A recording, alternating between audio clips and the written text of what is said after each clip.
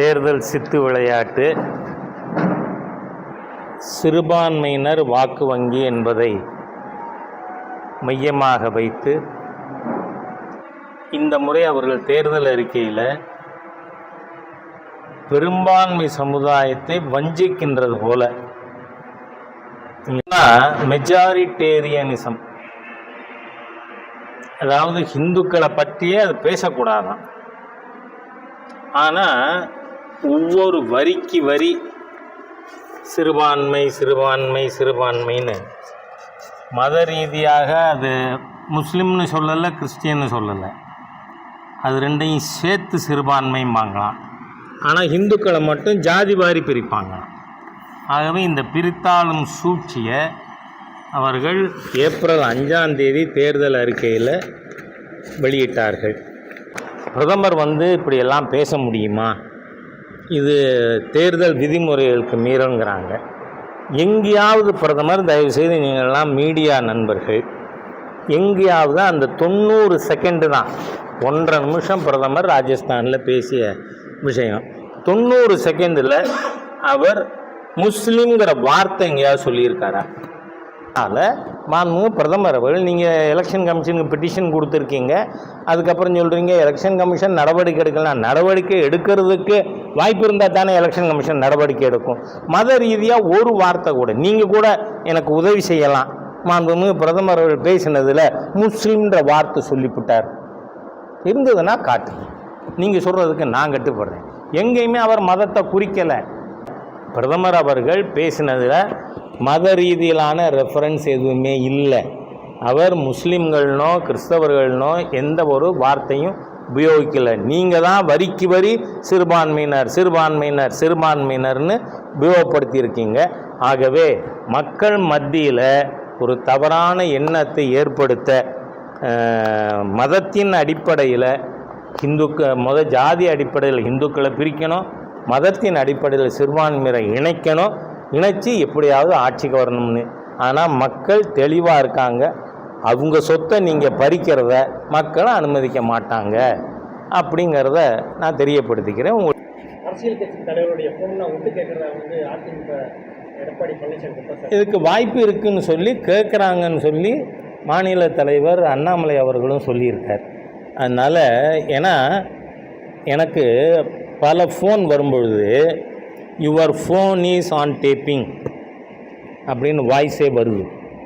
நான் இந்த 20-25 நாளில் பல ஃபோன் வரும்பொழுது அதை நாம் அட்டன் பண்ணுற பொழுது யுவர் ஃபோன் இஸ் ஆன் டேப்பிங்னு, அதுவும் ஒரு ஃபோனுக்காக வராது. என்ன, அதாவது ஏதாவது ஒரு அமைப்பு இதில் இருக்கக்கூடிய சர்வீஸ் ப்ரொவைடரை உபயோகப்படுத்துறதுன்னு சொன்னால் எல்லா ஃபோனுக்கும் வரும். அதனால் நான் இதோட ஒரு 5-6 தடவை your phone is on tap அப்படின்னு வந்திருக்கு. அதனால் இந்த குற்றச்சாட்டில் உண்மை இருக்க வேண்டும் அப்படின்னு நான் நினைக்கிறேன். என் ஃபோனும் ஒட்டு கேட்கப்பட்டிருக்குங்கிறேன்னா, ஏன்னா என் ஃபோன் நான் பேசும் பொழுதே your phone is on tap அப்படின்னு வருது. அந்த வாய்ஸ் மாத்திரம் வரும். அந்த மாதிரி வாய்ஸ் 5-6 தடவை வந்திருக்கு இந்த 20 நாளில் தான்.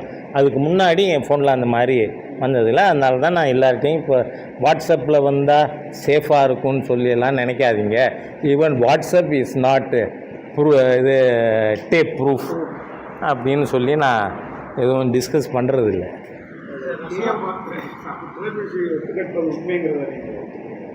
இந்த குற்றச்சாட்டில் உண்மை இருக்க வேண்டும்னு தான் சொல்லிட்டேன். நான் பிளைனாகவே சொல்லிட்டேன். அதனால தான் திரு அண்ணாமலை அவர்களும் சொல்லியிருக்காருன்னு சொல்லிட்டேன் நான். சரி, கெஜ்ரிவால் குற்றம் பண்ணியிருக்கார், ஈடியோட கேஸுக்கு ஆதாரம் இருக்குன்னு உயர்நீதிமன்றம் டெல்லியில் சொல்லியிருக்கா இல்லையா? There is prima facie case against him. எல்லாரும் எதுக்கு அரவிந்த் கெஜ்ரிவாலுக்கு முக ஸ்டாலின் ஏன் சத்தம் போடணும்? ஏன்னா அது எது வரை வந்திருக்கு அந்த கேஸு? என்ன கேஸு? அரவிந்த் கெஜ்ரிவாலோடு லிக்கர் கேட், சாராய ஊழல் வழக்கு. சாராய ஊழல் வழக்கு எது வரை வந்திருக்கு? ஹைதராபாத் வரை வந்திருக்கு. அது சென்னைக்கு வரும். சென்னைக்கு வரும். திராவிட முன்னேற்ற கழகத்தில் சாராயம் உற்பத்தி பண்ணி வித்துன்னு இருக்கிற அத்தனை பேரும் ஜூன் 4க்கு பிறகு ஜெயிலுக்கு போவாங்க. அது முதலமைச்சரா, அமைச்சரா, எம்பியா, அதை பற்றி கவலை இல்லை. இப்போ கவிதா சந்திரசேகர் ராவ் மக ஜெயிலில் தானே இருக்கு. ஏன்? சாராய ஊழலில் அதுவும் பங்கு. 10,000 கோடி ரூபாய்க்கு டெல்லியில் லிக்கர் கேட், அதனால ஜெயிலில் இருக்காங்க. இந்த குற்றவாளிகளெல்லாம் ஒன்றா சேர்ந்துன்னு கூச்சல் போட வேண்டாம் அப்படின்னு கேட்டுக்கிறேன். மணல் குவாரி வழக்கில் வந்து நீங்கள் வந்து ஐஏஎஸ் அதிகாரிகள்லாம் வந்து ஆஜராயிருக்க வீடியில் அடுத்த கட்டம் நடவடிக்கை அது தமிழ்நாடு தேர்தல் முடிஞ்சிருச்சு, அதனால இவங்க ஆஜராகலாம். இவங்களுக்கு பல தகவல்கள் தெரியும். இந்த குடியாத்தம் குமரன் திமுக காரர், அவர் என்ன சொல்லியிருக்காரு? துரைமுருகன் 60,000 கோடி மணலில் கொள்ளையடிச்சிருக்கார் அப்படின்னு. இதெல்லாம் இந்த ஐஏஎஸ் அதிகாரிகளுக்கு தெரியாமல் நடக்குமா? இதுலேயும் சுப்ரீம் கோர்ட்டினுடைய ரூலிங். இன்றைக்கி அவங்க அப்பீர் ஆகிறதுக்கே ரீசன் சுப்ரீம் கோர்ட்டு தீர்ப்பு.